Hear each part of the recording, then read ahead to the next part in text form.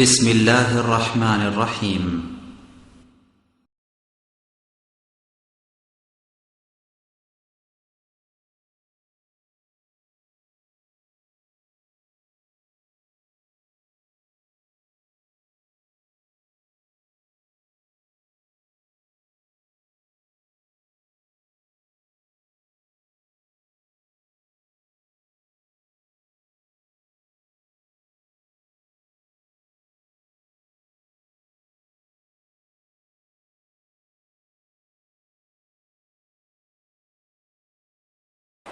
السلام عليكم ورحمة الله وبركاته.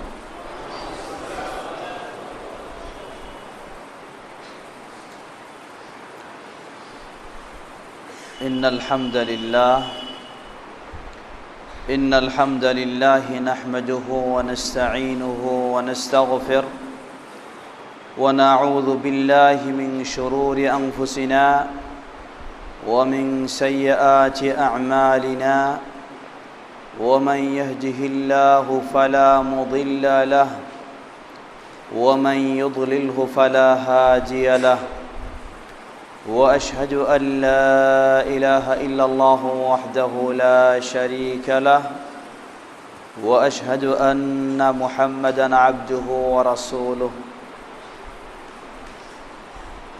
يا أيها الذين آمنوا اتقوا الله حق تقاته ولا تموتن إلا وأنتم مسلمون.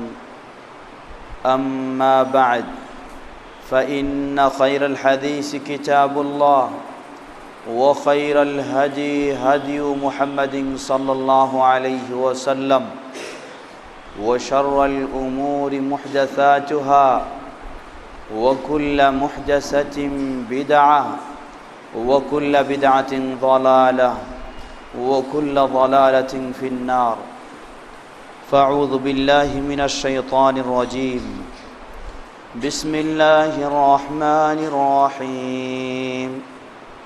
إن عدة الشهور عند الله 12 شهرا في كتاب الله 12 شهرا في كتاب الله يوم خلق السماوات والأرض منها 4 حرم ذلك الدين القيم فلا تظلموا فيهن أنفسكم. وجاء في صحيح مسلم عن أبي هريرة رضي الله تعالى عنه قال قال رسول الله صلى الله عليه وسلم أفضل الصيام شهر الله أفضل الصيام بعد رمضان شهر الله المحرم. IERF Islamic Education and Research Foundation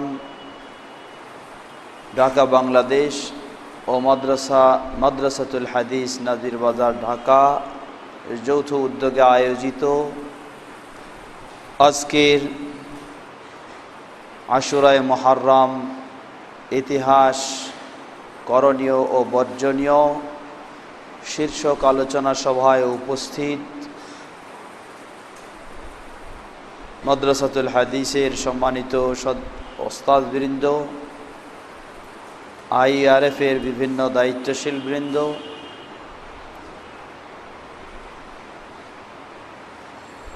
মাদ্রাসাতুল হাদিসের বিভিন্ন স্তরের ছাত্রবৃন্দ, উপস্থিত বিভিন্ন এলাকা থেকে আগত সুধীবৃন্দ,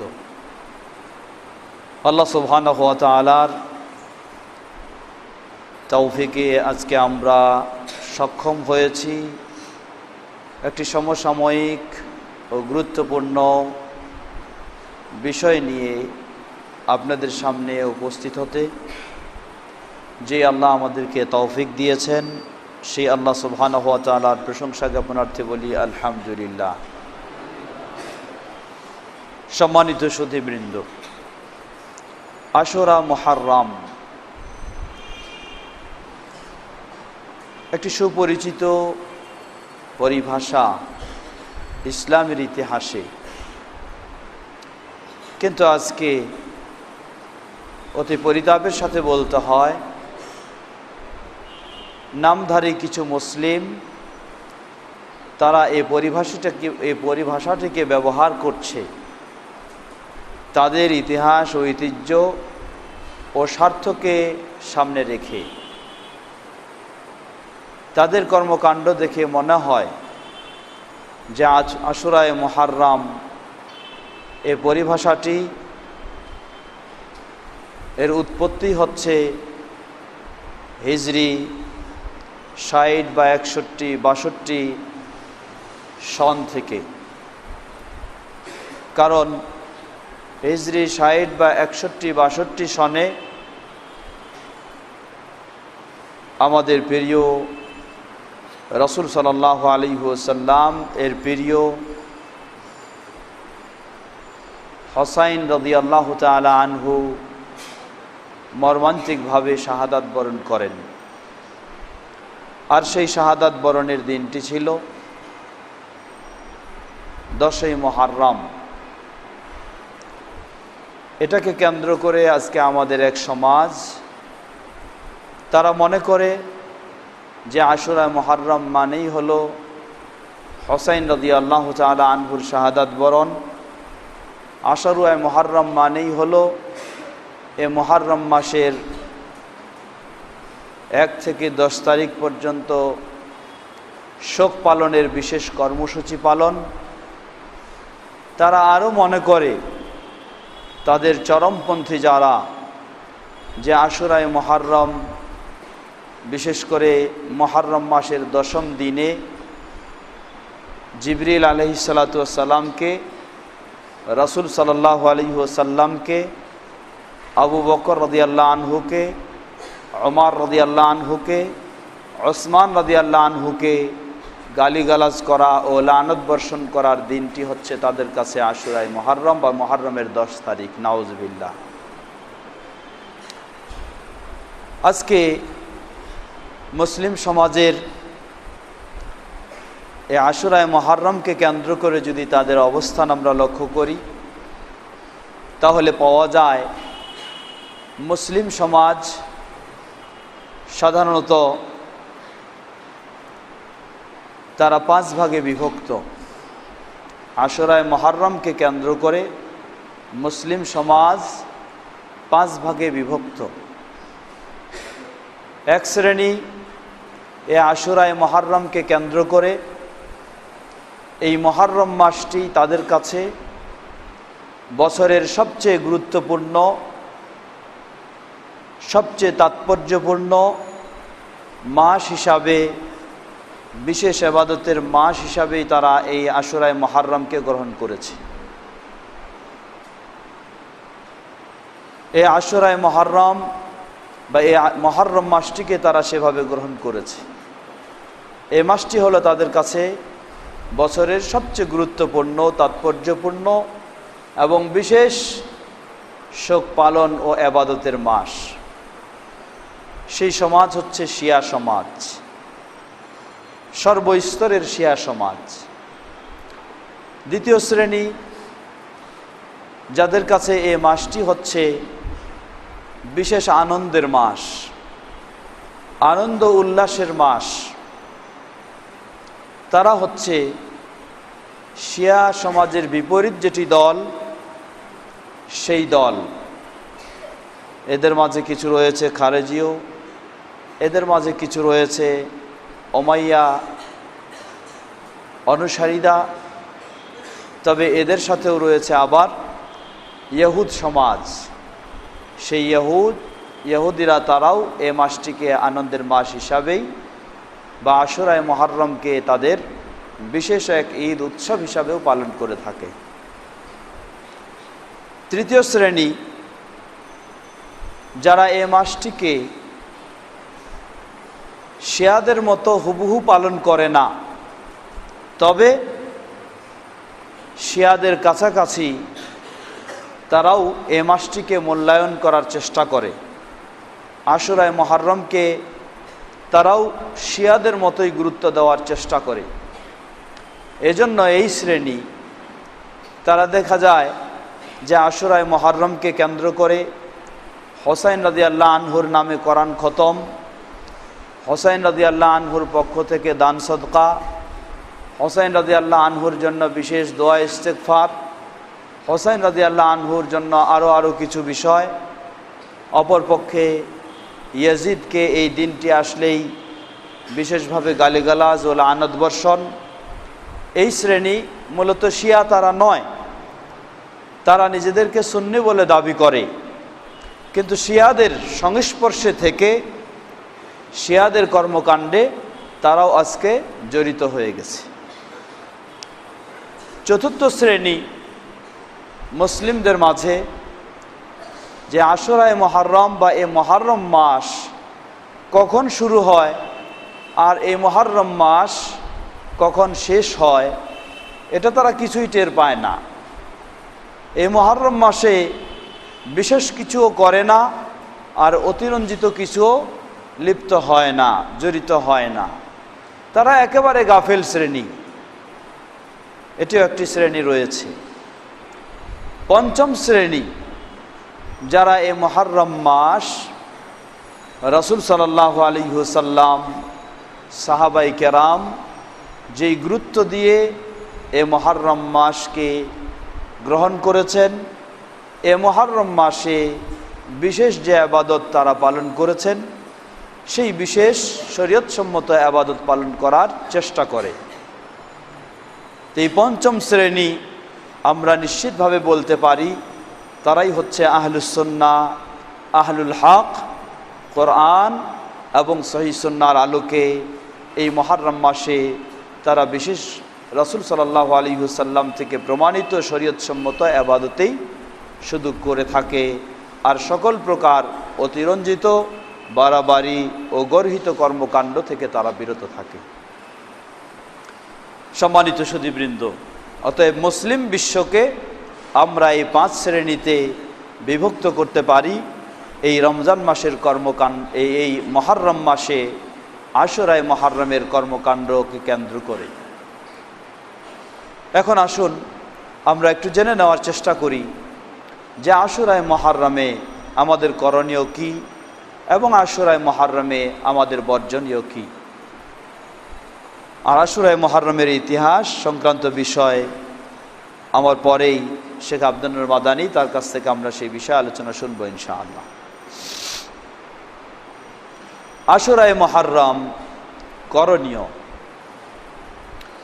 রাসূল সাল্লাল্লাহু আলাইহি ওয়াসাল্লাম বলেন, যে হাদিসটি সহিহ মুসলিমের হাদিস 1163 নম্বর হাদিস, সাহাবী আবু হুরায়রা রাদিয়াল্লাহু তাআলা আনহু তিনি বর্ণনা করেন, রাসূল সাল্লাল্লাহু আলাইহি ওয়াসাল্লাম বলেন, আফদালুস সিয়ামি বা'দা রমাদান শাহরুল্লাহি আল মুহররম ওয়া আফদালুস সালাতি বা'দাল ফরিদা সালাতুল লাইল।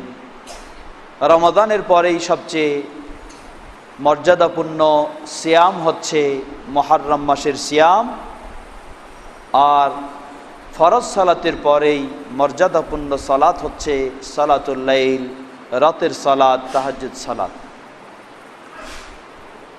রাসূল সাল্লাল্লাহু আলাইহি ওয়াসাল্লাম এই হাদিসে সাধারণভাবে মুহররম মাসের সিয়ামকে মর্যাদাপূর্ণ সিয়াম, ফজিলতপূর্ণ সিয়াম, রমাদানের পরেই গুরুত্বপূর্ণ সিয়াম বলে রাসূল সাল্লাল্লাহু আলাইহি ওয়াসাল্লাম এই হাদিসে উল্লেখ করেছেন।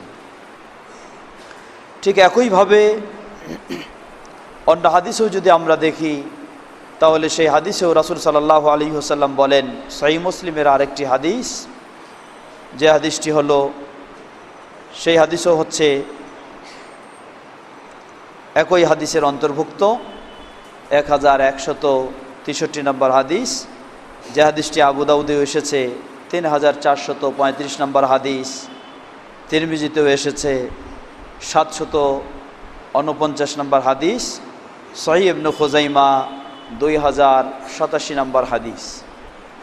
সেই হাদিসে দীর্ঘ হাদিস, যার মূল অংশটুকু যেটুকু আমরা মনে করছি বলবো। রাসূল সাল্লাল্লাহু আলাইহি ওয়াসাল্লাম বলেন, সিয়ামু ইয়াউমি আশুরা আহতাসিবু আলাল্লাহ আন ইউকাফিরা সানা আল্লাতী ক্বাবলা। আশুরায়ে মুহররমের সিয়াম কোনো ব্যক্তি যদি পালন করে থাকে তাহলে আমি আল্লাহ সুবহানাহু ওয়া তাআলার কাছে আশা রাখি আল্লাহ রাব্বুল আলামিন এই আশুরায়ে মুহররমের সিয়াম এর বিনিময়ে তার অতীতের 1 বছরের গুনাহগুলিকে ক্ষমা করে দিবেন। অবশ্য এটি কবিরা গুনাহ নয়, সগীরা গুনাহ। এই আশুরায়ে মুহররমের সিয়াম পালনের মাধ্যমে অতীতের 1 বছরের গুনাহ আল্লাহ সুবহানাহু ওয়া তাআলা ক্ষমা করে দিবেন। অনুরূপভাবে আশুরায়ে মুহররমের সিয়ামের গুরুত্ব তাৎপর্য সম্পর্কে অনেক বর্ণনা এসেছে। আমরা যদি ইতিহাসের আলোকে লক্ষ্য করি, দেখা যায় যে রাসূল সাল্লাল্লাহু আলাইহি ওয়াসাল্লামের নবুয়তের পূর্বে মক্কার সেই কুরাইশ তারাও এই আশুরায়ে মুহররমের সিয়াম পালন করত, যেটি উম্মুল মুমিনিন আয়েশা রাদিয়াল্লাহু তাআলা আনহা বর্ণনা দিচ্ছেন, সহিহুল বুখারীর হাদিসেও এসেছে। রাসূল সাল্লাল্লাহু আলাইহি ওয়াসাল্লাম যখন মক্কা থেকে মদিনায় হিজরত করলেন, মদিনায় হিজরত করার পরে এই আশুরায়ে মুহররমের সিয়াম পালনের জন্য তিনি নির্দেশ দিলেন। এছাড়া ইবনে আব্বাস রাদিয়াল্লাহু তাআলা আনহু তিনি বলেন, মা রাআইতুন নাবিয়্য সাল্লাল্লাহু আলাইহি ওয়াসাল্লাম ইয়াতাহাররা সিয়ামা ইয়াউমিন ফাদ্দালাহু আলা গায়রিহি ইল্লা হাযাল ইয়াউম ইয়াউম আশুরা ওয়া হাযা আশ-শাহর ইয়ানি শাহর রমাদান। রাওয়াহু আল বুখারী ওয়া মুসলিম। সহিহ বুখারীর 2006 নম্বর হাদিস, সহিহ মুসলিমের 1132 নম্বর হাদিস। ইবনে আব্বাস রাদিয়াল্লাহু আনহু তিনি বর্ণনা করছেন, তিনি বলেন যে আমি নবী সাল্লাল্লাহু আলাইহি ওয়াসাল্লামকে গুরুত্ব দেওয়ার ক্ষেত্রে বিশেষ তাৎপর্যপূর্ণ সিয়াম হিসাবে সবচেয়ে যেই দিনটিকে তিনি বেশি অনুসন্ধান করার চেষ্টা করতেন সেই দিনটি হচ্ছে আশুরায়ে মুহররমের সিয়াম। সেই দিনটি হচ্ছে আশুরা মুহররম বা মুহররম মাসের 10 তারিখের সিয়ামের দিনটিকে তিনি এভাবে গুরুত্ব দিতেন। অনুরূপভাবে মাস হিসাবে গুরুত্ব দিতেন রমাদান মাসকে, যেহেতু সেই মাসের সিয়াম ফরজ। আর দিন হিসাবে যেই দিনটিকে বেশি গুরুত্ব দিতেন এবং সেই দিনটি তিনি গুরুত্ব দিয়ে কখন আসবে সেই দিনে তিনি সিয়াম পালন করবেন, এই হিসাবে যে দিনটিকে তিনি মূল্যায়ন করেছেন সেই দিনটি হচ্ছে আশুরায়ে মুহররম, মুহররম মাসের 10ম দিন। রাসূল সাল্লাল্লাহু আলাইহি ওয়াসাল্লাম হতে ইবনে আব্বাস রাদিয়াল্লাহু তাআলা আনহু বর্ণনা করছেন, যে হাদিসটিও সহিহ বুখারী মুসলিমের হাদিস। ইবনে আব্বাস রাদিয়াল্লাহু তাআলা আনহু তিনি বলেন, কাদিমান নবী সাল্লাল্লাহু আলাইহি ওয়াসাল্লাম আল মদিনা ফারাআ আল ইয়াহুদ তাসুমু ইয়াউম আশুরা। নবী সাল্লাল্লাহু আলাইহি ওয়াসাল্লাম যখন মক্কা থেকে মদিনায় হিজরত করে গেলেন, কত হিজরিতে এটা? ছাত্ররা, মক্কা থেকে মদিনায় হিজরত করে গেলেন কত হিজরিতে? কত হিজরিতে? প্রথম হিজরিতে। এটাই তো প্রথম হিজরি শুরু হলো। অতএব মক্কা থেকে মদিনায় হিজরত করলেন যেই হিজরত সনে, সেটি হচ্ছে হিজরি প্রথম সন। এই হিজরি প্রথম বর্ষে রাসূল সাল্লাল্লাহু আলাইহি ওয়াসাল্লাম যখন মদিনায় গেলেন, মদিনায় গিয়ে দেখলেন মদিনায় যারা ছিল তারা বেশিরভাগ হচ্ছে ইহুদি। দেখলেন যে এই ইহুদিরা তারা আশুরায়ে মুহররমের সিয়াম পালন করছে, মুহররম মাসের 10 তারিখে তারা সিয়াম রাখছে। রাসূল সাল্লাল্লাহু আলাইহি ওয়াসাল্লাম তাদেরকে জিজ্ঞাসা করলেন, মা হাদা, এর রহস্য কি, কারণ কি তোমরা আশুরায়ে মুহররমের সিয়াম পালন করছো? ক্বালু হাদা ইয়াউমুন সালিহ, হাদা ইয়াউম নাজ্জাল্লাহু বানি ইসরাঈলা মিন আদুওয়িহিম ওয়া ফাসামাহু মূসা। তারা বলল, এই দিনটি আমাদের কাছে খুব ভালো দিন, খুব গুরুত্বপূর্ণ দিন, কারণ আমাদের ইতিহাস ঐতিহ্য এই দিনটির সাথে সম্পৃক্ত। আমাদের বিজয় এই দিনটিতেই হয়েছে। বানি ইসরাইল তারা মুসা আলাইহিসসালাম এবং তার অনুসারীরা এই মুহররম মাসের 10 তারিখেই ফেরাউন ও ফেরাউনের বাহিনী থেকে মুক্তি লাভ করে এবং এই দিনটিতেই আল্লাহ সুবহানাহু ওয়া তাআলা ফেরাউন ও তার বাহিনীকে পৃথিবী থেকে চিরতরে তাদেরকে ধ্বংস করে দেন। যার কারণে মুসা আলাইহিসসালাম আল্লাহ সুবহানাহু ওয়া তাআলার কৃতজ্ঞতা প্রকাশার্থে তিনি 10ই মুহররম সিয়াম পালন করেন।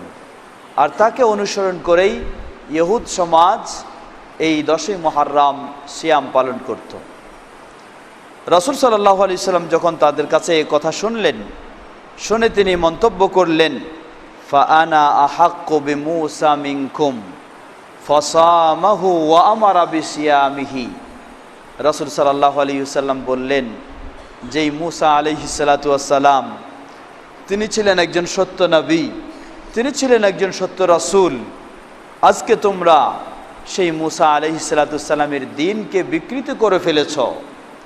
এর পরেও যদি তোমরা মুসা আলাইহিস সালাতু ওয়াস সালামের অনুসরণ করে আশুরায়ে মুহররমের সিয়াম পালন করতে চাও, ওয়া আনা আহাক্কু বিমূসা মিনকুম, আর আমিও তো সেই রাসূল যেই সিলসিলায় রাসূল হিসেবে এসেছিলেন মুসা আলাইহিস সালাতু ওয়াস সালাম, আমিও সেই দিন নিয়ে এসেছি যেই দিন নিয়ে এসেছিলেন মুসা আলাইহিস সালাতু ওয়াস সালাম। সুতরাং আমি তোমাদের চেয়ে মুসা আলাইহিস সালাতু ওয়াস সালামের এই সুন্দর কাজটি করার বেশি হকদার, বেশি অধিকার রাখি। ফাসামাহু ওয়া আমারা বিসিয়ামিহি, ফলে সেদিন থেকে রাসূল সাল্লাল্লাহু আলাইহি ওয়াসাল্লাম গুরুত্ব সহকারে আশুরায়ে মুহররমের সিয়াম পালন করা শুরু করেন। সেটি কত হিজরিতে ছিল? প্রথম হিজরিতে। ওয়া আমারা বিসিয়ামিহি, এবং সাহাবায়ে কেরামদেরকেও সেই দিনটিতে সিয়াম পালনের নির্দেশ দেন। এ হলো প্রথম হিজরির কথা। এজন্য আহলুল ইলমগণ বলেন যে রাসূল সাল্লাল্লাহু আলাইহি সাল্লাম প্রথম হিজরিতে আশুরায়ে মুহররমের সিয়াম পালন নিজে করেন এবং সাহাবায়ে কেরামগণকে নির্দেশ দেন। সাহাবায়ে কেরামগণ নির্দেশ পেয়ে কত গুরুত্ব দিয়ে পালন করতেন। সহিহ মুসলিমের এবং সহিহ বুখারীর হাদিসে এসেছে, জনৈক মহিলা সাহাবী তিনি বলছেন, যখন রাসূল সাল্লাল্লাহু আলাইহি ওয়াসাল্লাম আশুরায়ে মুহররমের সিয়াম পালনের নির্দেশ দিলেন, সেই নির্দেশের আলোকে আমরা সিয়াম পালন করলাম, আর আমাদের ছোট অপ্রাপ্ত বয়স্ক বাচ্চারা যারা সিয়াম পালন করা যাদের জন্য খুবই কষ্টকর ছিল, আমরা তাদেরকে কি করলাম? তাদেরকেও আমরা সিয়াম পালনে প্রশিক্ষণ দিলাম। এই সকাল থেকে সুবহ সাদেক থেকে তাদেরকেও সিয়াম শুরু করাতাম। তারা রোজা রাখার ফলে যখন ক্ষুধার্ত হয়ে যেত, তৃষ্ণার্ত হয়ে যেত, আমাদের কাছে এসে খাওয়া চাইতো, পানি চাইতো, আমরা তাদের হাতে কিছু বিভিন্ন জিনিস দিয়ে খেলনা তৈরি করে তাদের হাতে তুলে দিতাম, আর তারা এই খেলনা খেলে খাওয়ার কথা ভুলে যেত। এভাবে আমরা তাদেরকে ইফতার পর্যন্ত নিয়ে যেতাম। ইফতারের সময় আমরা তাদের সামনে খাওয়া তুলে দিতাম, তারপর তারা খেত। এটা ছিল এই সিয়াম, সিয়াম ইয়াউমে আশুরা। এই সিয়াম আশুরায়ে মুহররমের সিয়াম সাহাবায়ে কেরামগণ এই গুরুত্ব দিয়ে পালন করেছেন। এমনকি ছোট বাচ্চাদেরকেও এই গুরুত্ব দিয়ে তাদেরকেও প্রশিক্ষণমূলকভাবে পালনের জন্য এই ব্যবস্থা তারা নিয়েছেন। এটি ছিল প্রথম হিজরির পরের কথা। দ্বিতীয় হিজরি যখন শুরু হলো, আল্লাহ সুবহানাহু ওয়া তাআলা আয়াত নাজিল করলেন, ইয়া আইয়ুহাল্লাযীনা আমানু কুতিবা আলাইকুমুস সিয়াম কামা কুতিবা আলাল্লাযীনা মিন ক্বাবলিকুম লাআল্লাকুম তাত্তাকুন। এ আয়াত যখন নাজিল হলো, এ আয়াত নাজিলের মাধ্যমে রমজানুল মুবারকের সিয়াম ফরজ হয়ে গেল। এর আগে রমজানের সিয়াম ছিল না, দ্বিতীয় হিজরিতে সর্বপ্রথম শুরু হয়।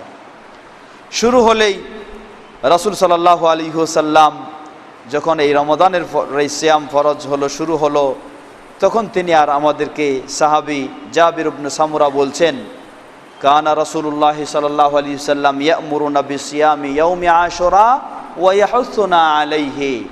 রাসূল সাল্লাল্লাহু আলাইহি ওয়াসাল্লাম আমাদেরকে আশুরায়ে মুহররমের সিয়াম পালনের নির্দেশ দিতেন এবং বহুভাবে তিনি আমাদেরকে উৎসাহ প্রেরণা দিতেন। ويتعاهدنا عنده فلما فرض رمضان لم يأمرنا ولم ينهانا ولم يتعاهدنا عنده। অতঃপর যখন রমাদানের সিয়াম ফরজ হয়ে গেল, তিনি আর আশুরায়ে মুহররমের সিয়ামের আমাদেরকে নির্দেশও আর দিলেন না এবং আবার নিষেধও করলেন না। এটা বললেন না যে আশুরায়ে মুহররমের সিয়াম আগে ছিল, রমাদানের সিয়াম ফরজ হয়ে গেছে, অতএব এখন আর আশুরায়ে মুহররমের রাখা যাবে না, এই নিষেধও তিনি আমাদেরকে করলেন না, আবার নির্দেশও দিলেন না, যেহেতু সিয়াম রমাদান পালনের জন্য তিনি নির্দেশ দিয়েছেন। আমাদের কাছে ওয়াদা অঙ্গীকারও এই ধরনের কোনো নিলেন না, খুব গুরুত্বও তিনি আমাদেরকে দিলেন না। এভাবেই বর্ণনা এসেছে সহিহ মুসলিমের হাদিস 1138 নম্বর হাদিসে, সহিহ ইবনে খুজাইমাহ হাদিসটি এসেছে। সুতরাং এই হাদিসের আলোকে তাহলে বোঝা যায় যে রাসূল সাল্লাল্লাহু আলাইহি ওয়াসাল্লাম সিয়াম ইয়াউমে আশুরা, এই সিয়াম রাখার নির্দেশ দিয়েছেন প্রথম হিজরিতে। অতঃপর যখন দ্বিতীয় হিজরিতে রমাদানের সিয়াম ফরজ হয়ে যায়, তখন আর তিনি সেটি নির্দেশ দেননি। সহিহ মুসলিমের অন্য হাদিসে এসেছে মান শাআ ফালইয়াসুম ওয়া মান শাআ ফালইয়াতরুক, যে ব্যক্তি ইচ্ছা করে আশুরায়ে মুহররমের সিয়াম এখন রাখতে চায় রাখতে পারে, আর যে ইচ্ছা করে রাখবে না তাহলে সে নাও রাখতে পারে, কোনো অপরিহার্যতা নেই। সুতরাং আশুরায়ে মুহররম রমাদানের সিয়াম ফরজ হওয়ার পরে এর বিধান হচ্ছে এটি একটি নফল সিয়াম, এটি একটি নফল সিয়াম। অতএব যে ব্যক্তি এই সিয়াম পালন করবে সে সেই বিশাল সওয়াব, বিশাল প্রতিদান পাবে। তাহলে অতীতের 1 বছরের গুনাহ তার জন্য ক্ষমা করে দেওয়া হবে, এই সওয়াব ইনশাআল্লাহ সে লাভ করবে। অতএব এই মাসে আমাদের জন্য যা করণীয়, সে করণীয় হচ্ছে আমরা রাসূল সাল্লাল্লাহু আলাইহি ওয়াসাল্লাম এর সুন্নাহর আলোকে এই মাসে আমরা আশুরায়ে মুহররমের সিয়াম পালন করব ইনশাআল্লাহ। আশা করা যায় আশুরায়ে মুহররমের সিয়াম সামনেই 4 এবং 5 তারিখে, 4 ও 5ই নভেম্বরে আমাদের দেশের চাঁদ দেখা অনুযায়ী হওয়ার সম্ভাবনা রয়েছে। আশুরায়ে মুহররমের সিয়াম 4 এবং 5 তারিখ সম্ভাবনা রয়েছে আমাদের দেশের চাঁদ দেখা অনুযায়ী। অতএব এই বিষয়ে আশুরায়ে মুহররমে আমাদের করণীয় হচ্ছে মাত্র একটি কাজ। আমাদের করণীয় শরীয়তসম্মত ইবাদত হিসাবে মাত্র একটি কাজ, সেটি হচ্ছে আশুরায়ে মুহররমের সিয়াম পালন করা। এছাড়া ইসলামী শরীয়তে আশুরায়ে মুহররম উপলক্ষে আমাদের করণীয় তেমন কিছুই রাসূল সাল্লাল্লাহু আলাইহি ওয়াসাল্লাম থেকে নেই। রাসূল সাল্লাল্লাহু আলাইহি ওয়াসাল্লাম থেকে করণীয় হিসাবে একটি কাজ, তা হলো আশুরায়ে মুহররমের সিয়াম পালন করা। তবে বর্তমান আমাদের এই সমাজে আশুরায়ে মুহররমকে করণীয় হিসাবে 2টি কাজ রয়েছে। আশুরায়ে মুহররমকে করণীয় হিসাবে, আশুরায়ে মুহররমকে কেন্দ্র করে করণীয় হিসাবে 2টি কাজ। কয়টি? 2টি কাজ। একটি হচ্ছে আশুরায়ে মুহররমের সিয়াম পালন করা, আর দ্বিতীয় হলো শিয়া সমাজ ও বেদাতি সমাজ যা কিছু করে সেগুলিকে পরিত্যাগ করা, বর্জন করা। কথা বুঝে আসছে? কারণ রাসূল সাল্লাল্লাহু আলাইহি ওয়াসাল্লামের যুগে শিয়া সমাজের এই কর্মকাণ্ড ছিল না, বেদাতি সমাজের এই সমস্ত কর্মকাণ্ড ছিল না, তাই সেই যুগে কোনো কিছু ছিল না, ছিল মাত্র একটি করণীয়, তা হলো আশুরায়ে মুহররমের সিয়াম পালন করা। আর আমাদের এই যুগে এই সময় যেহেতু বহু কিছু তৈরি হয়ে গেছে, প্রকাশ হয়েছে, বহু কিছুর উদ্ভব ঘটেছে, অতএব আমাদের জন্য এই সময়ে এই যুগে করণীয় হলো 2টি। প্রথম করণীয় হচ্ছে আশুরায়ে মুহররমের সিয়াম পালন করা। দ্বিতীয় করণীয় হচ্ছে শিয়া সমাজ, রাফেজি সমাজ, বেদাতি সমাজ এবং বিভ্রান্ত সমাজ যা কিছু আশুরায়ে মুহররমকে কেন্দ্র করে শরীয়ত গর্হিত কাজ করে থাকে সেটাকে অবশ্যই বর্জন করা।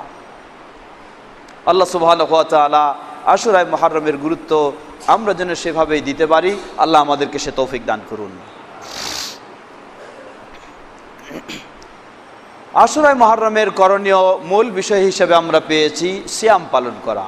এখন প্রশ্ন আসতে পারে, আশুরায়ে মুহররমের সিয়াম কয়টি রাখবো আমরা? আশুরায়ে মুহররমের সিয়াম সম্পর্কে রাসূল সাল্লাল্লাহু আলাইহি ওয়াসাল্লাম সর্বপ্রথমে রাখলেন, সেটি হচ্ছে হিজরি প্রথম বর্ষে একদিনেই শুধু সিয়াম পালন করেছেন। ইবনে আব্বাস রাদিয়াল্লাহু আনহু হতে আরেকটি হাদিস এসেছে যেটি তিরমিজিতে, তিনি বলেন, আমারানা রাসূলুল্লাহ সাল্লাল্লাহু আলাইহি ওয়াসাল্লাম বিসাউমি ইয়াউমি আশুরা ইয়াউমা আল আশির, বিসাউমি ইয়াউমি আশুরা ইয়াউমা আল আশির। তিরমিজি, হাদিস নম্বর 752 নম্বর হাদিস। হাদিসটি হচ্ছে হাসান এবং সহিহ। অতএব এই হাদিসের আলোকে বোঝা যায় রাসূল সাল্লাল্লাহু আলাইহি সাল্লাম, এবং এর আগের সহিহ মুসলিমের হাদিসেও বোঝা যায় 10ই মুহররম সিয়াম পালন করলেন এবং 10ই মুহররম সিয়াম পালনের জন্য নির্দেশ দিলেন। এইভাবে চলল কতদিন? প্রথম হিজরি থেকে শুরু করে 10ম হিজরি পর্যন্ত, প্রথম হিজরি থেকে শুরু করে 10ম হিজরি পর্যন্ত। এমনকি 10ম হিজরির আশুরায়ে মুহররমের সিয়ামও তারা পালন করলেন। রাসূল সাল্লাল্লাহু আলাইহি সাল্লাম ও সাহাবায়ে কেরামগণ পালন করলেন মাত্র কয়দিন? একদিন, সেটি হচ্ছে 10ই মুহররম। 10ম হিজরির পরে পালন করার পরে, এটি 10ম হিজরির পরে সাহাবায়ে কেরামগণ রাসূল সাল্লাল্লাহু আলাইহি ওয়াসাল্লামের কাছে প্রশ্ন রাখলেন, যেটি এটাও ইবনে আব্বাস রাদিয়াল্লাহু আনহুর হাদিসে এসেছে। হাদিসটি সহিহ মুসলিমের হাদিস, 1134 নম্বর হাদিস। ইবনে আব্বাস রাদিয়াল্লাহু আনহু বলেন, হিনা সামা রাসূলুল্লাহ সাল্লাল্লাহু আলাইহি ওয়াসাল্লাম ইয়াউমা আশুরা ওয়া আমারা বিসিয়ামিহি ক্বালু ইয়া রাসূলুল্লাহ ইন্নাহু ইয়াউমুন তুআদ্দিমুহু আল ইয়াহুদ ওয়ান নাসারা فقال رسول الله صلى الله عليه وسلم فإذا كان العام المقبل إن شاء الله صمنا اليوم التاسع। রাসূল সাল্লাল্লাহু আলাইহি ওয়াসাল্লাম আশুরায়ে মুহররমের সিয়াম পালন করলেন ও নির্দেশ দিলেন। এভাবে চলতে লাগলো। সেটি ছিল শুধুমাত্র 10 তারিখে।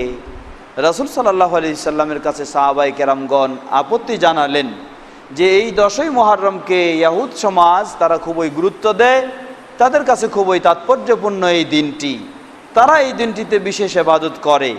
অতএব আমাদের কাজগুলিও কি ইহুদিদের সাথে মিলে যেতে পারে? তা তো নয়, আমরা তো তাদের কিছু ভিন্নতা থাকবে আমাদের। সেই সময়ে আপত্তি করলেই রাসূল সাল্লাল্লাহু আলাইহি ওয়াসাল্লাম তখন বিধান জারি করলেন, বললেন, ফাইদা কানাল আমাল মুকবিল, আগামী বছর যখন আসবে ইনশাআল্লাহ সুমনা ইয়াউমা তাসি, আমরা তখন 9ম তারিখে সিয়াম পালন করব। قال فلم يأتي العام المقبل حتى توفي رسول الله صلى الله عليه وسلم। আগামী বছর আসার পূর্বেই রাসূল সাল্লাল্লাহু আলাইহি ওয়াসাল্লাম তিনি পৃথিবী থেকে বিদায় নিয়েছেন। আগামী বছর আর আসার সুযোগ হয়নি। রাসূল সাল্লাল্লাহু আলাইহি ওয়াসাল্লামেরও সেই 9 তারিখে, মুহররম মাসের 9 তারিখে সিয়াম পালন করা সম্ভব হয়নি। ও ফি রিওয়ায়া লা ইন বাকিতু ইলা কাবিল লা আসুমান্না আত-তাসি, যদি আগামী বছর আমি বেঁচে থাকি তাহলে অবশ্যই আমি 9 তারিখে সিয়াম পালন করব। আগামী বছর যদি আমি বেঁচে থাকি তাহলে 9 তারিখে সিয়াম পালন করব। এ কথাগুলি হচ্ছে 10ম হিজরি। 10ম হিজরিতে একটি বিষয় স্পষ্ট করে দিতে চাই। আমাদের সমাজে প্রসিদ্ধ কথা রয়েছে যে রাসূল সাল্লাল্লাহু আলাইহি ওয়াসাল্লাম 10ম হিজরিতে ইন্তেকাল করেছেন। আসলে কি 10ম হিজরিতে? না, তিনি 10ম হিজরিতে ইন্তেকাল করেননি, তিনি ইন্তেকাল করেছেন 11 হিজরিতে। 11তম হিজরিতে রবিউল আউয়াল মাসের 12 তারিখে সোমবার সকাল 9 থেকে 10টার দিকে রাসূল সাল্লাল্লাহু আলাইহি ওয়াসাল্লাম তিনি ইন্তেকাল করেছেন। 10ম হিজরিতে নয়, 11 হিজরিতে। আর সেই 11 হিজরি থেকেই খেলাফত শুরু হয়েছে আবু বকর রাদিয়াল্লাহু তাআলা আনহুর। তাই 10ম হিজরিতে কি করেছেন? সিয়াম পালন করেছেন, কিন্তু এরপরে আর 11 হিজরির সিয়াম পালন করা সম্ভব হয়নি। অথবা বোঝা যায়, হাদিস থেকে যেটি বোঝা যাচ্ছে যে রাসূল সাল্লাল্লাহু আলাইহি ওয়াসাল্লাম পালন করলেন আর সুযোগ পেলেন না, সেই হিসাবে এটি 10ম হিজরিও নয়, এটি 11 হিজরি হতে পারে। কারণ মুহররম মাস হলো প্রথম মাস, মুহররম মাস হলো প্রথম মাস, এরপরে মুহররমের পরে সফর, তারপরে হলো রবিউল আউয়াল। তো রাসূল সাল্লাল্লাহু আলাইহি ওয়াসাল্লাম মুহররমে সিয়াম পালন করলেন আর সাহাবায়ে কেরামগণ বললেন, এই আবেদনটা রাখলেন, তিনি অভিব্যক্তি পেশ করলেন যে আগামী বছর বেঁচে থাকলে ইনশাআল্লাহ 9 তারিখে আমি সিয়াম পালন করব। তো আগামী বছর তিনি আর বেঁচে ছিলেন না, তাহলে হতে পারে এটাই তার শেষ বছর। আর সেই শেষ বছরটাই হচ্ছে কি 11তম হিজরি, দশম হিজরি নয়। এই 11তম হিজরি, দশম হিজরি নয়, তাহলে এটি 11তম হিজরি হবে, অর্থাৎ 12তম হিজরি, অর্থাৎ 11 হিজরির তিনি মুহররমে সিয়াম পালন করলেন। সফর, রবিউল আউয়ালে তিনি কি করলেন? রবিউল আউয়ালে ইন্তেকাল করলেন, যার কারণে পরের বছরের তিনি আর মুহররম পাননি। সেই পরের বছরের মুহররমটি ছিল 12 হিজরিতে হয়, তাহলে সেই হিসাবে। সুতরাং রাসূল সাল্লাল্লাহু আলাইহি ওয়াসাল্লামের নির্দেশে হিজরির প্রথম বছর থেকে শুরু করে রাসূল সাল্লাল্লাহু আলাইহি ওয়াসাল্লামের জীবনের সর্বশেষ মুহররম পাওয়া পর্যন্ত সকলেই 10ই মুহররমে শুধু সিয়াম পালন করেছেন, একদিন, এর বেশি ছিল না। পরিশেষে যখন আবেদন রাখা হলো, রাসূল সাল্লাল্লাহু আলাইহি ওয়াসাল্লাম এই অভিব্যক্তি পেশ করলেন, কিন্তু রাসূল সাল্লাল্লাহু আলাইহি ওয়াসাল্লামের পক্ষে সেটি আর পালন করা সম্ভব হয়নি। তো রাসূল সাল্লাল্লাহু আলাইহি ওয়াসাল্লামের সেই আকাঙ্ক্ষা থেকে বা তার সেই বক্তব্য থেকে বা তার সেই সিদ্ধান্ত থেকে বোঝা যায় যে তাহলে আশুরায়ে মুহররমে পরবর্তীতে শুধু, এখানে কেউ হয়তো বলতে পারে হাদিসের ভাব অনুযায়ী যে এটি 10 তারিখে নয়, শুধু 9 তারিখে আশুরায়ে মুহররমের সিয়াম পালন করব, যদি এটুকু কেউ বলতে পারে। তবে মুসা আলাইহিস সালাতু ওয়াস সালামের সাথে যে রাসূল সাল্লাল্লাহু আলাইহি ওয়াসাল্লাম একটি তার সাথে যে ভাব রেখে সিয়াম পালন করার চেষ্টা করলেন, তখন সে বিষয়টি ঠিক থাকবে না। তো এই জন্য আমরা বলবো আশুরায়ে মুহররম উপলক্ষে 10ই মুহররম এবং তার আগের দিন 9 মুহররম আপন আপন জায়গায় চাঁদ দেখে মুহররমের 9 তারিখ এবং মুহররমের 10 তারিখ এই দুদিন সিয়াম পালন করাই হলো সঠিক, এই দুদিন সিয়াম পালন করাই হলো উত্তম। তবে অন্য একটি হাদিস এসেছে, সহিহ ইবনে খুজাইমার হাদিস, যেই হাদিসে রাসূল সাল্লাল্লাহু আলাইহি ওয়াসাল্লাম থেকে ইবনে আব্বাস রাদিয়াল্লাহু আনহু বর্ণনা করছেন, রাসূল সাল্লাল্লাহু আলাইহি ওয়াসাল্লাম বলেন, সুমু ইয়াউমা আশুরা ওয়া খালিফু ফীহি আল ইয়াহুদ ওয়া সুমু ক্বাবলাহু ইয়াওমান আও বা'দাহু ইয়াওমান, রাওয়াহু আহমদ ওয়া ইবনে খুজাইমা ফি সহিহ। রাসূল সাল্লাল্লাহু আলাইহি ওয়াসাল্লাম বলেন, তোমরা আশুরায়ে মুহররমের সিয়াম পালন করো এবং ইহুদিদের বিরোধিতা করো। এজন্য কি করবে? আশুরায়ে মুহররমের একদিন আগে এবং ওয়ায়াউমান আও বা'দাহু ইয়াওমান, অথবা আশুরায়ে মুহররমের একদিন পরে তোমরা সিয়াম পালন করো। হাদিসটি মুসনাদে আহমদের হাদিস, অনুরূপভাবে হাদিসটি সহিহ ইবনে খুজাইমা এসেছে। তবে এই হাদিসটিকে আবার শেখ আলবানী রাহিমাহুল্লাহ তিনি যঈফ বলে যঈফ আল জামে তিনি নিয়ে এসেছেন এই হাদিসটিকে যঈফ হিসাবে। তো এই হাদিস যদি যঈফ হয়ে থাকে তাহলে আমরা বলতে পারি যে 9 এবং 10 এই 2 দিনেই আমরা সিয়াম পালন করব। কারো যদি 9 তারিখ ছুটে যায়, তিনি শুধু যদি 10 তারিখেও পালন করে থাকেন, কোনো অসুবিধা নেই। আল্লাহু তাআলা আ'লাম। তবে ইমাম ইবনুল কাইয়িম রাহিমাহুল্লাহ তিনি আশুরায়ে মুহররমের সিয়াম পালনের ক্ষেত্রে কয়েকটি স্তর বর্ণনা করছেন। তিনি বলেন, মারাতিবু সাওমিহি সালাসুন, আশুরায়ে মুহররমের সিয়াম পালনের স্তর হলো 3টি। আকমালুহা আইয়ুসামা ক্বাবলাহু ইয়াওম ওয়া বা'দাহু ইয়াওম ওয়া ইয়ালি যালিকা আইয়ুসামা আত-তাসি' ওয়াল 'আশির ওয়া আলাইহি আকসারুল আহাদিস ওয়া ইয়ালি যালিকা ইফরাদু আল-'আশির ওয়া হাদ্দুহু ইফরাদু আল-'আশির ওয়াহদুহু বিস-সাওম। ইমাম ইবনুল কাইয়িম রাহিমাহুল্লাহ জাদুল মাআদে বলছেন যে আশুরায়ে মুহররমের সিয়াম এর 3টি স্তর রয়েছে। প্রথম স্তর হলো 9, 10, 11 3 দিন মিলেই সিয়াম পালন করা। দ্বিতীয় স্তর হচ্ছে 9 এবং 10, তবে বলছেন যে এটা এ সপক্ষেই হলো বেশি হাদিস। আর তৃতীয় স্তর হলো শুধুমাত্র 10 তারিখ একদিন। আল্লাহু তাআলা আ'লাম, কেউ যদি করে সেই হিসাবে করতে পারে, অসুবিধা নেই। তবে আমরা বলবো কোনো সন্দেহ নেই যে বিষয়ে সবচেয়ে বেশি হাদিস এবং সবচেয়ে সুন্দর তা হলো 9 এবং 10 এই 2 দিন। অতএব আশুরায়ে মুহররমের সিয়াম সম্পর্কে আমরা এভাবেই রাখার চেষ্টা করব। যদি শুধু কেউ 10 তারিখেও রেখে থাকে, 9 তারিখে সম্ভব হয়নি, এজন্য শাইখুল ইসলাম ইবনে তাইমিয়া রাহিমাহুল্লাহ তিনি বলেন, সিয়ামু ইয়াউমি আশুরা কাফারাতু সানাতিন ওয়া লা ইউকরাহু ইফরাদুহু বিস-সাওম। ইয়াউম আশুরার সিয়াম, আশুরায়ে মুহররমের সিয়ামের মাধ্যমে অতীতের 1 বছরের গুনাহগুলি ক্ষমা হয়ে যায়। ওয়া লা ইউকরাহু ইফরাদুহু বিস-সাওমে, কেউ যদি শুধুমাত্র 10 তারিখে একদিন রেখে থাকে তাহলে সেটি মাকরুহ নয়, অপছন্দনীয় হতে পারে। আল্লাহু তাআলা আ'লাম। সম্মানিত সুধীবৃন্দ, আমাদের সময় শেষের দিকে, বিশেষ করে আমাদের শেখ আব্দুল মাদানী সাহেব তিনিও এসে গেছেন, তাই খুব দীর্ঘ করার সুযোগ নেই। আমরা এতক্ষণ যাবৎ জানলাম আশুরায়ে মুহররমকে কেন্দ্র করে আমাদের করণীয় কি। আমরা বললাম রাসূল সাল্লাল্লাহু আলাইহি সাল্লামের নির্দেশের আলোকে আশুরায়ে মুহররম উপলক্ষে আমাদের করণীয় হলো 9 এবং 10ই মুহররম দুদিন সিয়াম পালন করা। তবে বর্তমান প্রেক্ষাপট অনুযায়ী আরেকটি আমাদের করণীয়, সে করণীয়টি হচ্ছে যত সেই শিয়া সমাজ ও বেদাতি সমাজ যা কিছু করে থাকে যেগুলি শরীয়ত গর্হিত, কোরআন সুন্নাহর আলোকে প্রমাণিত নয়, সেগুলিকে অবশ্যই কি করা? বর্জন করা, অবশ্যই বর্জন করা।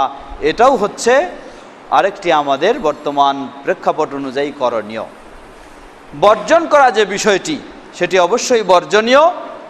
বর্জন করার বিষয় হিসাবে আমরা যা মনে করব, বর্জনীয় আশুরায়ে মুহররমকে কেন্দ্র করে আমাদের সমাজে অনেক কিছু হয়ে থাকে, যেগুলি কিছু রয়েছে আকীদাগত এবং কিছু রয়েছে আমলগত, আবার কিছু রয়েছে বিভিন্ন রকমের ফ্যাশন হিসাবে। আকীদাগত কি? আকীদাগত আজকে সেই শিয়া সমাজ এই আশুরায়ে মুহররমকে কেন্দ্র করে তারা আকীদাগত অনেক ভ্রান্ত কাজ করে থাকে। বিশেষ করে আমাদের এই সমাজেও কতগুলি প্রচলন রয়েছে, আর এই প্রচলনগুলি মূলত সেই শিয়াদের সংস্পর্শে চলে আমাদের সমাজেও চলে এসেছে। যেমন আমাদের সমাজে কেউ কেউ মনে করে থাকে যে মুহররম মাসে আকীদা বিশ্বাস পোষণ করে কি, যে মুহররম মাসে বিয়ে শাদী কি করা নিষিদ্ধ, মুহররম মাসে বিয়ে করা যাবে না, মুহররম মাসে বিয়ের কোনো ডেট তারিখ ঠিক করা যাবে না। এবারও আমাকে অন্য এক জায়গায় আরেক ভাই জিজ্ঞাসা করলেন যে মুহররম মাসে আমাদের এক ভাইয়ের মেয়ে অমুক জায়গায় এক ছেলের সাথে বিয়ের দিন তারিখ হতে যাচ্ছে, তবে তারা এই মুহররম মাসে দিন করতে চাচ্ছে না, বিষয়টা কি? এটা কি ইসলামী শরীয়তে আসলে মুহররম মাস নিষিদ্ধ আছে? আমি বুঝলাম যারা নিষিদ্ধ করতে চাচ্ছে এরা কারা। তখন আমি বললাম যে আসলে ইসলামী শরীয়তে মুহররম মাসে বিয়ে নিষিদ্ধ কখনোই নয়। অবশ্যই মুহররম মাসে বিয়ে বৈধ, নিষিদ্ধ নয়। এটি হচ্ছে শিয়াদের চিন্তা, তারা মুহররম মাসে বিয়ে করে না এবং বিয়ের দিন তারিখ, বিয়ের অনুষ্ঠান পালন করে না। কেন? মুহররম মাস হচ্ছে তাদের কাছে কোন মাস? এটা হলো শোকের মাস। মুহররম মাস হচ্ছে তাদের কাছে শোকের মাস। অতএব এই শোকের মাসে বিয়ে হচ্ছে আনন্দ উৎসব। এই শোকের মাসে আনন্দ উল্লাস কাজ করা যেতে পারে না, তাই শিয়া সমাজ মুহররম মাসে কখনো তারা বিবাহ করে না।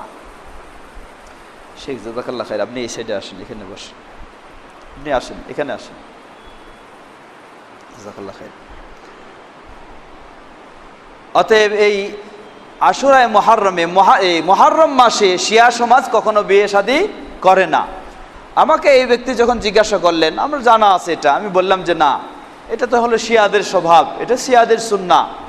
উনি বললেন যে না, যারা বিয়ে যাদের সাথে হচ্ছে এরা তো শিয়া নয়। তাই বললাম শিয়া নয়, তাহলে কারা তারা? বললো যে তবে এরা হলো আরেক শ্রেণী। কোন শ্রেণী? যারা মাথায় সবুজ পাগড়ি দেয়। কি পাগড়ি দেয়? সবুজ পাগড়ি। সবুজ পাগড়ি কারা? সবুজ পাগড়ি হলো কবর পূজারী। যারা কবর পূজারী, সবচেয়ে জঘন্যতম, হানাফি সমাজের মাঝে সবচেয়ে জঘন্যতম যারা কবর পূজারী মুশরিক পর্যায়ের, নিজেদেরকে তারা আজকে কি আহলুল বিদআ ওয়া হাওয়া হওয়া সত্ত্বেও নিজেদেরকে তারা আজকে পরিচয় দিচ্ছে আহলুস সুন্নাহ ওয়াল জামাআহ, অথচ তারা হচ্ছে সবচেয়ে বেদাতি। এই বেদাতি সমাজ এরাও কি করে মুহররম মাসে, আমি গত সপ্তাহেই চট্টগ্রামে আমার প্রোগ্রাম ছিল, সেখানেও আমি শুনে আসলাম যে এরাও কি করে সেই চট্টগ্রাম হলো এদের বেশি কেন্দ্র, সেখানেও তারা শুনলাম যে ওরাও মুহররম মাসে কোনো বিয়ে শাদী করে না। তো আসলে বুঝলাম যে বিষয়টা হলো এই শ্রেণীর মানুষেরা, এই সবুজ পাগড়ির শ্রেণীর লোকেরা, এরাও হচ্ছে, অর্থাৎ এই সুন্নি জামাত যারা বলে বা ব্রেলি জামাত, এদের কিন্তু শিয়াদের সাথে অনেকটা মিল রয়েছে। অনেকটা মিল। যেমন পৃথিবীর বুকে মিলাদুন নবী বা ঈদে মিলাদুন নবী জন্মবার্ষিকী মুসলমানদের মাঝে সবচেয়ে সর্বপ্রথম কে এটাকে চালু করে? সর্বপ্রথম চালু করে শিয়া সমাজ, ফাতেমি বংশ, মিশরের কায়রোতে সর্বপ্রথম এই ফাতেমি বংশের শিয়া, এরা সর্বপ্রথম নবী সাল্লাল্লাহু আলাইহি সাল্লামের জন্মবার্ষিকী এই ঈদে মিলাদুন্নবী চালু করে। এই শিয়াদের কাছ থেকে এই ঈদে মিলাদুন্নবী গ্রহণ করেছে সুন্নি বলে যারা পরিচয় দেয়, তাদের মাঝে কারা? ওই শ্রেণীর গ্রুপ যারা সবচেয়ে বড়, এদের কাছেও সবচেয়ে গুরুত্বপূর্ণ বৎসরের মাঝে ইবাদত যেটি, সেটি হচ্ছে রবিউল আউয়াল মাসের 12ই রবিউল আউয়াল ঈদে মিলাদুন্নবী হলো সবচেয়ে বড় ইবাদত। অর্থাৎ শিয়াদের এই সমস্ত কালচার, এই সমস্ত আকিদা, এই বেরলি যারা, এই সেই কবর পূজারী যারা, এই তথাকথিত সুন্নি বিদআতি যারা, তারা এই সমস্ত আকিদা গ্রহণ করেছে। অতএব মুহররম মাসে শিয়াদের এই সমস্ত বিভ্রান্ত আকিদা কোনো মুসলিম যে প্রকৃতপক্ষে রাসূল সাল্লাল্লাহু আলাইহি ওয়াসাল্লাম এর অনুসরণ করে, খোলাফায়ে রাশিদিনের অনুসরণ করে, কখনোই এই আকিদা সে গ্রহণ করতে পারে না। ঠিক একইভাবে আরেকটি কাজ বা আরেকটি আকিদা, আশুরায়ে মুহররম আসলে ইয়াজিদকে কেন্দ্র করে ইয়াজিদকে গালিগালাজ করতে হবে, ইয়াজিদকে লানত বর্ষণ করতে হবে আশুরায়ে মুহররম আসলে। এই কাজটি হলো কার? এটি হচ্ছে সেই শিয়াদের কাজ, এটিও সেই শিয়াদের কাজ। সুতরাং আশুরায়ে মুহররমকে কেন্দ্র করে হোক আর যে কোনো সময় হোক না কেন, ইয়াজিদকে আমরা গালিগালাজ করব, এটি কোনো মুসলিমের, ভালো মুসলিমের কখনো এটি স্বভাব হতে পারে না। মুসনাদ আহমদে এসেছে, ইমাম আহমদ বিন হাম্বল রাহিমাহুল্লাহর ছেলে, তিনি ইমাম আহমদ বিন হাম্বল রাহিমাহুল্লাহকে জিজ্ঞাসা করলেন, এ বাবা, আপনি কি ইয়াজিদকে ভালোবাসেন? ইমাম আহমদ বিন হাম্বল রাহিমাহুল্লাহ জবাব দিলেন, মা ইউমিনু বিল্লাহি ওয়াল ইয়াউমিল আখির আহুয়া ইউহিব্বু ইয়াজিদ, যে আল্লাহর প্রতি ঈমান এনেছে, আখিরাতের প্রতি ঈমান এনেছে, সে কি ইয়াজিদকে ভালোবাসতে পারে? কারণ সে ইয়াজিদকে ভালোবাসতে পারে না। কেন ভালোবাসতে পারে না? সেটা কি এই 61 হিজরির হোসেন রাদিয়াল্লাহু আনহুর শাহাদাত বরণের কারণ, এই কারণে ভালোবাসতে পারে না? না, এটি কারণ নয়। এর চেয়ে আরও একটি কঠিন কারণ রয়েছে, সেটি হচ্ছে ইয়াজিদ যখন খেলাফত গ্রহণ করলেন, এই খেলাফত গ্রহণ করার সময় বিভিন্ন স্থানে ইয়াজিদের বিদ্রোহ ঘোষণা করা হয়।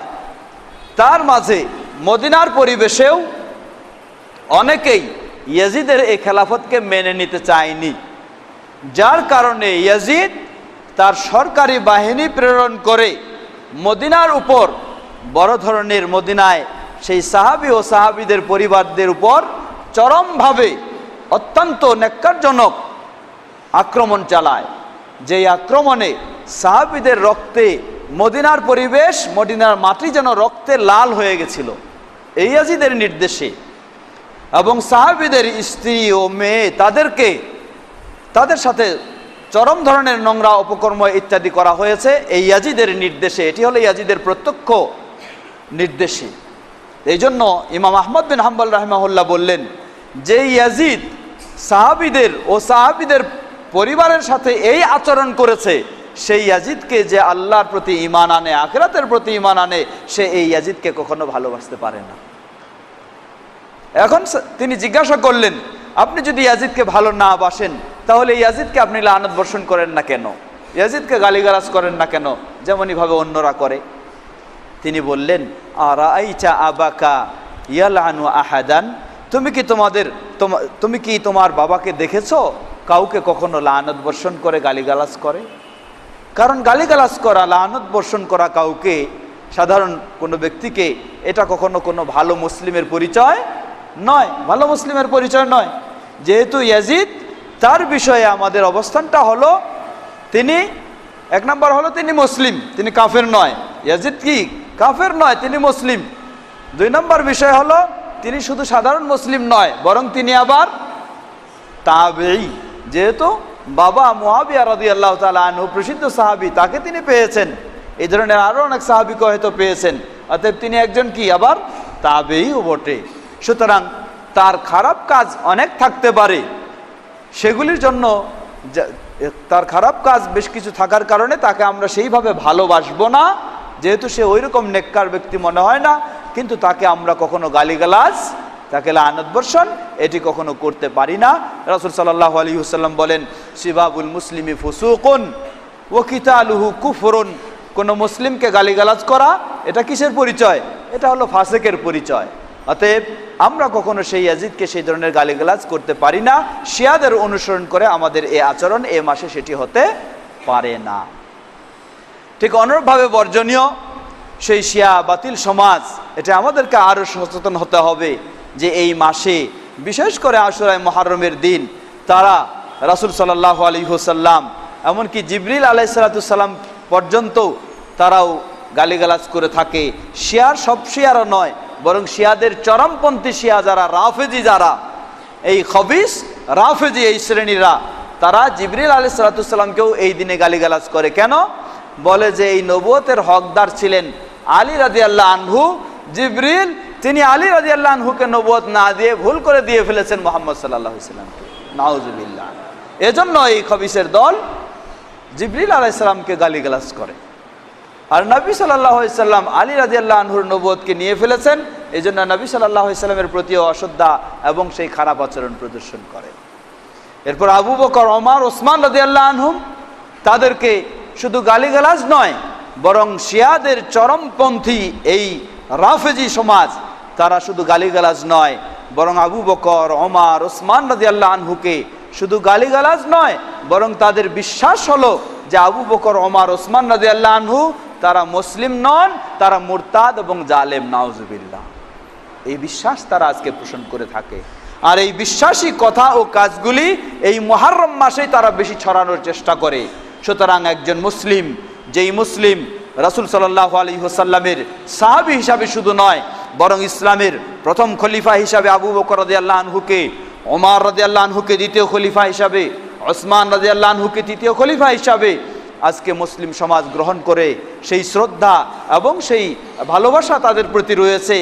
এই ব্যক্তিদের প্রতি যেই ভ্রান্ত শিয়া সমাজ ও রাফেজিদের এই ধরনের নোংরা আচরণ, সেই আচরণের আলোকে এই রাফেজিদেরকে কখনো আমরা মুসলিম মনে করতে পারি না, বরং তাদেরকে অবশ্যই তারা এই সমস্ত সাহাবায়ে কেরামদের ব্যাপারে এই আচরণ করলে তারা কখনো মুসলিম থাকতে পারে না। অনুরূপভাবে রাসূল সাল্লাল্লাহু আলাইহি ওয়াসাল্লামের স্ত্রীগণ যারা, বিশেষ করে উম্মুল মুমিনিন আয়েশা রাদিয়াল্লাহু আনহা, তাকেও এই মাসে তাদের বিশেষভাবে বিদ্বেষ ও গালিগালাজ করার হলো এই মাস। সুতরাং আমাদের সমাজেও যদি কাউকে পেয়ে যান যে সে আয়েশা রাদিয়াল্লাহু আনহার ব্যাপারে কিছু বিদ্বেষমূলক কথা বলছে, অথবা আবু বকর, ওসমান, ওমর রাদিয়াল্লাহু আনহুর ব্যাপারে, ওমর, ওসমান রাদিয়াল্লাহু আনহুর ব্যাপারে কিছু অশোভনীয় কথা বলছে, আপনি জেনে নেবেন হয় এ শিয়া, অথবা শিয়াদের চিন্তা চেতনা বা শিয়াদের প্রভাবে সে প্রভাবিত হয়েছে। যদিও সে সুন্নি বলে দাবি করছে, কিন্তু শিয়াদের আচার আচরণ তার মাঝে এসে গেছে। জি, দেখেছি আমি। সম্মানিত সুধীবৃন্দ, সুতরাং আমাদের মনে রাখতে হবে এই মুহররম মাসে বর্জনীয় শিয়া সংক্রান্ত যত রকমের কর্মকাণ্ড রয়েছে সেগুলি অবশ্যই বর্জনীয়।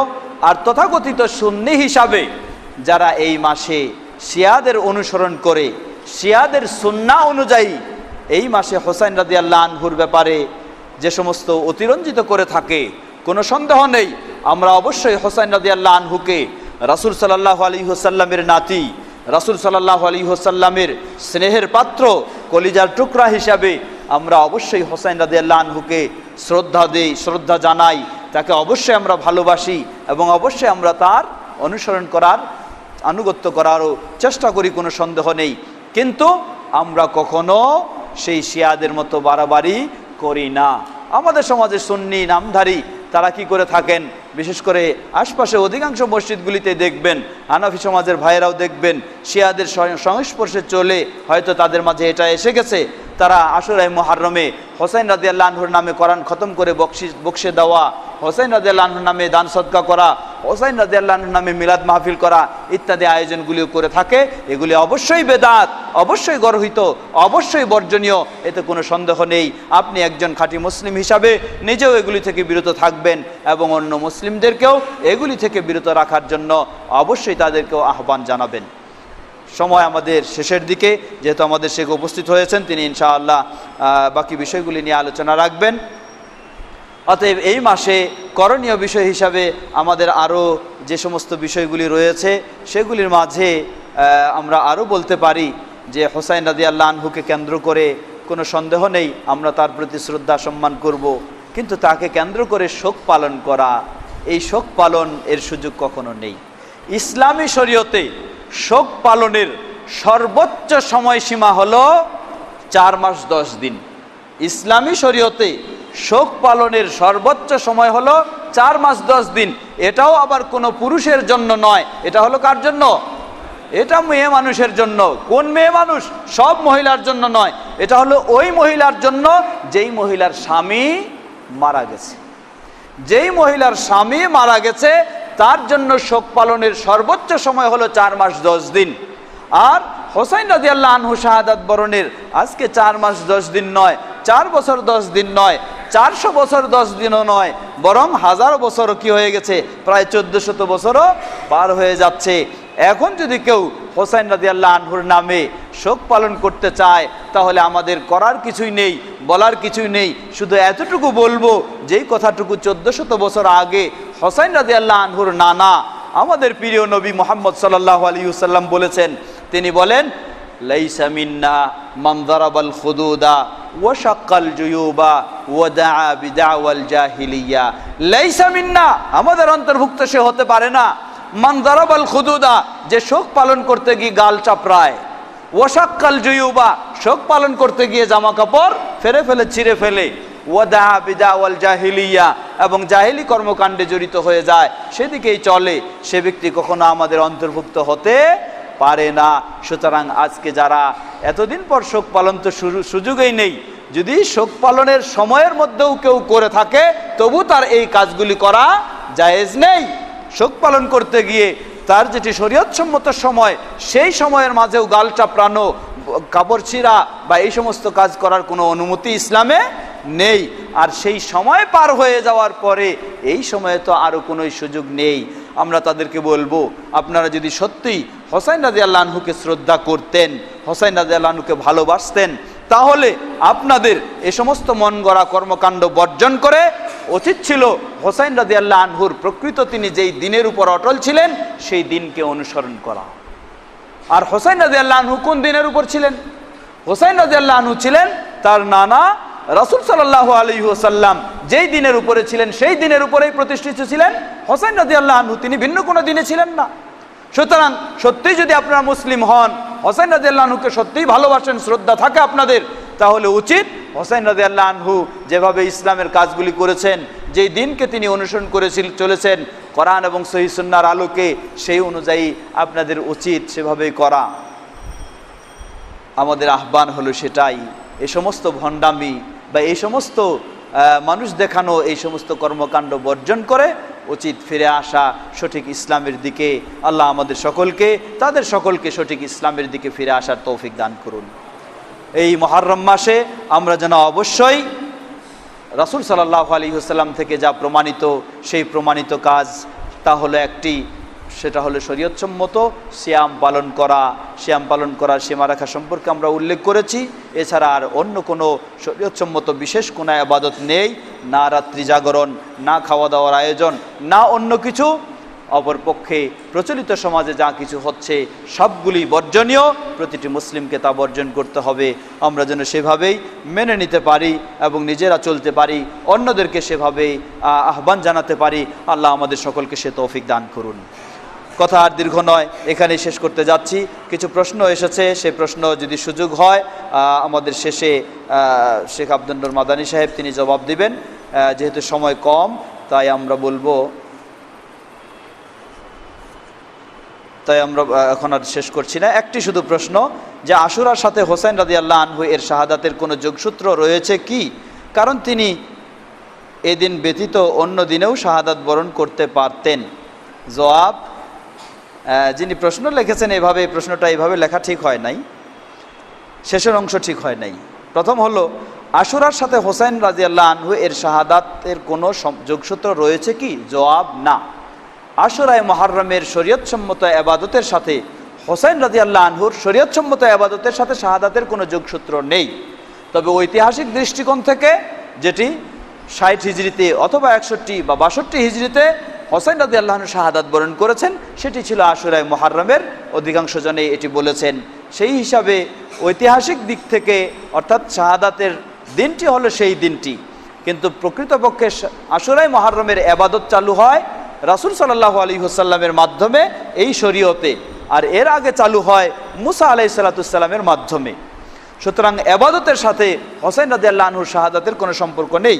শেষে যে প্রশ্নের মধ্যে উল্লেখ করেছেন, কারণ তিনি এই দিন ব্যতীত অন্য দিনেও শাহাদাত বরণ করতে পারতেন, এই কথাটি এভাবে লেখা ঠিক হয়নি। কারণ হোসেন রাদিয়াল্লাহু আনহু শাহাদাত বরণ করেছেন কোন দিনে সেটি তার ইচ্ছা মতো নয়। যেদিন তার আয়ু শেষ হয়ে গেছে, যেদিন তার শাহাদাত তার তাকদিরে রয়েছে, সেদিনে তার ঘটে গেছে, সেটি সেই আশুরায়ে মুহাররম। অতএব আমরা বলবো যে হোসেন রাদিয়াল্লাহু আনহুর শাহাদাত বরণ সেটি আশুরায়ে মুহাররমের ইবাদতের সাথে কোনো সম্পর্ক নেই। বরং যারা করতে চায়, হোসেন রাদিয়াল্লাহু আনহুর চেয়ে বড় ইমাম হচ্ছেন কে? হোসেন রাদিয়াল্লাহু আনহুর বাবা আলী রাদিয়াল্লাহু আনহু। আলী রাদিয়াল্লাহু আনহু তো শাহাদাত বরণ করেছেন, তোমরা হোসেন রাদিয়াল্লাহু আনহুর শাহাদাত বরণ পালন করতেছো, এটাকে নিয়ে শোক পালন করো। কিন্তু আলী রাদিয়াল্লাহু আনহু, তিনি তার বাবা এবং তোমাদের বড় ইমাম, তোমরা কই সেই আলী রাদিয়াল্লাহু আনহুর শাহাদাত বরণ পালন করলা, সেই শোক পালন করলা, কথা তা তো করনি। যদিও কেউ করতে চায় সেটাও, তাহলে কি জায়েজ হয়ে যাবে? জবাব না, কোনোটাই করলেও জায়েজ হবে না। আল্লাহু তাআলা আলাম। সর্বশেষ আরেকটি প্রশ্ন বলে শেষ করব। আমার প্রশ্ন, হোসেন রাদিয়াল্লাহু আনহুকে যারা চক্রান্ত করে হত্যা করেছে, তারা কি বাংলাদেশে হাই হোসেন বলে চিৎকার করে মায়া কান্না দেখায়? জবাব, একটি সুন্দর কথা বলেছেন যে আসলেই হোসেন রাদিয়াল্লাহু আনহুকে যারা নির্মমভাবে হত্যা করেছে এরা কারা, যেটি ইমাম ইবনে কাসির রাহিমাহুল্লাহ তিনি বেদায়ে নেহায়ে উল্লেখ করেছেন, এবং আরও ইমাম ইবনে তাইমিয়া রাহিমাহুল্লাহ তিনি উল্লেখ করেছেন। হোসেন রাদিয়াল্লাহু আনহু যখন মক্কা থেকে তিনি কুফায় যান, তিনি ইয়াজিদের এটাকে মেনে নেননি, খেলাফতকে মেনে নেননি, যার কারণে তিনিও বিদ্রোহ ঘোষণা করেছিলেন, সেটাকে মেনে নেননি। তো মক্কা থেকে তিনি কুফায় গেলেন। কুফায় কিভাবে গেলেন? কুফার সেই মানুষেরা, এই শিয়াপন্থী মানুষেরাই হোসেন রাদিয়াল্লাহু আনহুকে আশ্বস্ত করেছিলেন যে আপনি আসেন, আসলে আপনার সাথে আমরাও সংযুক্ত হয়ে আমরা কি করব? ইয়াজিদের বিরুদ্ধে লড়াই করব। এই সেই শিয়াপন্থীরাই হোসেন রাদিয়াল্লাহু আনহুকে আশ্বস্ত করেছিল। কিন্তু হোসেন রাদিয়াল্লাহু আনহু তিনি যখন যান, সাহাবী আব্দুল্লাহ ইবনে আব্বাস রাদিয়াল্লাহু আনহু এবং আরও অনেকেই হোসেন রাদিয়াল্লাহু আনহুকে পরামর্শ দিয়েছিলেন না যাওয়ার জন্য। হোসেন রাদিয়াল্লাহু আনহু সে পরামর্শ গ্রহণ করেননি। তিনি নিজের ইজতিহাদ অনুযায়ী যাওয়াটাকে ভালো মনে করেছেন, সেই হিসাবে গেছেন। যাওয়ার পরে যখন সেখানে দেখলেন হিতে বিপরীত, যারা আমাকে আশ্বস্ত করে নিয়ে এসেছে তারা এখন নেই সেখানে, তারা তাদের ওয়াদা অঙ্গীকার যেন সব কি করছে, ভঙ্গ করছে। হোসেন রাদিয়াল্লাহু আনহু বুঝলেন যে আমি এখন বিপদগ্রস্ত। তাই হোসেন রাদিয়াল্লাহু আনহু 3টি প্রস্তাব দিয়েছিলেন। প্রথম প্রস্তাব দিয়েছিলেন যে আমি যে মক্কা থেকে এসেছি তোমরা ছেড়ে দাও, আমি মক্কায় ফিরে চলে যাব। তারা সেই প্রস্তাব গ্রহণ করেনি। দ্বিতীয় প্রস্তাব দিয়েছিলেন, আমার সেই ভাই ইয়াজিদ, তার সাথে সাক্ষাৎ করার জন্য আমাকে সুযোগ দাও, আমি চলে যাব সেই শামে, সেই ইয়াজিদের সাথে আমি সরাসরি সাক্ষাৎ করব। কিন্তু সেটিও তাকে ছেড়ে দেয়নি তারা। তৃতীয় প্রস্তাব দিলেন, যদি এটাও তোমরা না মানো, তাহলে আমাকে মুসলিম বাহিনী অমুসলিমদের সাথে যেই অঞ্চলগুলিতে জিহাদ করছে সেই অঞ্চলগুলিতে আমাকে যাওয়ার সুযোগ দাও, আমি মুসলিম বাহিনীর সাথে অন্তর্ভুক্ত হয়ে অমুসলিমদের সাথে জিহাদে অংশগ্রহণ করব। হোসেন রাদিয়াল্লাহু আনহুকে এই সুযোগও, এই প্রস্তাবও গ্রহণ করা হয়নি। ফলে কি করা হয়, তাকে নির্মমভাবে বেকায়দায় ফেলে তাকে সেভাবেই হত্যা করা হয়। তো এই হত্যা কি ইয়াজিদের নির্দেশে ঘটেছে নাকি? জবাব, আসলে ইয়াজিদের নির্দেশে এই হত্যা ঘটেছে বলে এমন স্পষ্ট কোনো প্রমাণ পাওয়া যায় না। বরং এমন প্রমাণ পাওয়া যায়, এই হত্যাকাণ্ড ঘটার পরে ইয়াজিদ যখন জানলেন যে হত্যা করা হয়েছে হোসেন রাদিয়াল্লাহু আনহুকে, এই সংবাদ পাওয়ার পর সেই কুফার ইয়াজিদের যিনি গভর্নর ছিলেন তিনি হলেন ওবায়দুল্লাহ বিন জিয়াদ। সে ওবায়দুল্লাহ বিন জিয়াদকে অনেক তিনি গালিগালাজ করেন এবং তাকে লানত বর্ষণ করেন। ইয়াজিদ এই হোসেন রাদিয়াল্লাহু আনহু হত্যার কারণে তাকে অনেক কিছু গালিগালাজ করেন এবং লানত বর্ষণ করেন ইত্যাদি করেন। তাহলে এই হিসাবে বোঝা যায় যে ইয়াজিদ তার প্রত্যক্ষ ও পরোক্ষ বিষয়টি হোসেন রাদিয়াল্লাহু আনহু হত্যার পিছনে ছিল বলে স্পষ্ট কোনো প্রমাণ পাওয়া যায় না, এটি হলো শুধু শিয়াদের। তো এই বিষয়ে আরেকটি স্মরণ করে দিতে চাই, বিষয়টি হলো আমাদের সমাজে একজন লেখক তিনি একটি লেখা লেখে সকলের কাছে হয়তো প্রশংসিত হয়েছেন, কিন্তু আসলে এ লেখা লেখে তিনি যেন ইতিহাসকে ভিন্ন দিকে নিয়ে গেছেন এবং মানুষের কাছে অনেক আবেগ সৃষ্টি করে মানুষকে আরও অনেক গর্হিত কর্মে লিপ্ত করেছেন। সেটি হচ্ছে মীর মোশাররফ হোসেনের কি বিষাদ সিন্ধু। বিষাদ সিন্ধু আজকে সেই বেদাতি সমাজ তারা বিষাদ সিন্ধুকে এত গুরুত্ব দিয়ে পড়ে যত গুরুত্ব দিয়ে কোরআনুল কারীমকেও পড়ে না, যত গুরুত্ব দিয়ে সহিহুল বুখারীকেও পড়ে না। এই বিষাদ সিন্ধু দেখবেন কারো কারো ঘরে বেশ সুন্দরভাবে গেলাফ করা, গেলাফে তুলে রাখে, তাকে কোরআনের মতোই শ্রদ্ধা সম্মান করে তুলে রাখে, আবার সুন্দর করে বের করে নিয়মিত 1 লাইন 2 লাইন বা 1 পৃষ্ঠা 2 পৃষ্ঠা এইভাবে পাঠ করে। আর পাঠ করে কি করে? সেই শিয়াদের বিদ্বেষগুলি ইয়াজিদের বিরুদ্ধে সেগুলি তার ভিতরে জমায়, যত রকমের গজাখুরি এবং এই সমস্ত বিভ্রান্তকর কথা সেগুলি দিয়েই এই সাহিত্যিক বেচারা মীর মোশাররফ হোসেন তিনি কি করলেন? এই বিষাদ সিন্ধু রচনা করেছেন। সুতরাং আমরা বিশ্ববাসীকে, বিশেষ করে বাংলা ভাষাভাষীকে জানাতে চাই যে অবশ্যই এই বিষাদ সিন্ধু যদি কারো ঘরে থাকে সেটাকে গেলাপবদ্ধ নয়, সেটাকে আগুনে বদ্ধ করে জ্বালিয়ে ফেলবেন, সেটাকে জ্বালিয়ে ফেলবেন, কারণ এটা আপনাকে সঠিক অবস্থান থেকে বিভ্রান্ত করতে বড় ধরনের সহায়তা দিবে। অতএব এই বিষাদ সিন্ধু পড়া তো দূরের কথা, এটাকে জ্বালিয়ে ফেলবেন, কারণ এটি অবশ্যই ইনসাফের সাথে লেখা হয়নি, এটি বিভ্রান্তকর হিসাবে সেই রকম কাল্পনিক রূপ দিয়ে ওই ধরনের ভাবেই লেখা হয়েছে, যার অধিকাংশ কথাগুলি হলো বানাওটি, মিথ্যা, কখনো সত্য নয়। আল্লাহ সুবহানাহু ওয়া তাআলা এই বিষয়ে আমাদেরকে সঠিক অবস্থান গ্রহণ করার তৌফিক দান করুন। অতএব আমাদের ভাই যে প্রশ্ন করেছিলেন যে যারা চক্রান্ত করে হত্যা করেছে তারাই কি বাংলাদেশে হাই হোসেন বলে চিৎকার করে মায়া কান্না দেখায়? আসলে যারা চক্রান্ত করে হত্যা করেছে তারা তো আর এখন বেঁচে নাই, বেঁচে থাকলেও তারা থাকবে কোথায়? কুফায়, বাংলাদেশে না। অতএব বাংলাদেশে বা অন্য কোনো জায়গায় যারা এই ধরনের রয়েছে এরা হলো সেই সময়ের শিয়াদের বা সেই ব্যক্তিদের, তাদের এই উত্তরসূরি, তাদের এই পথের পথিক।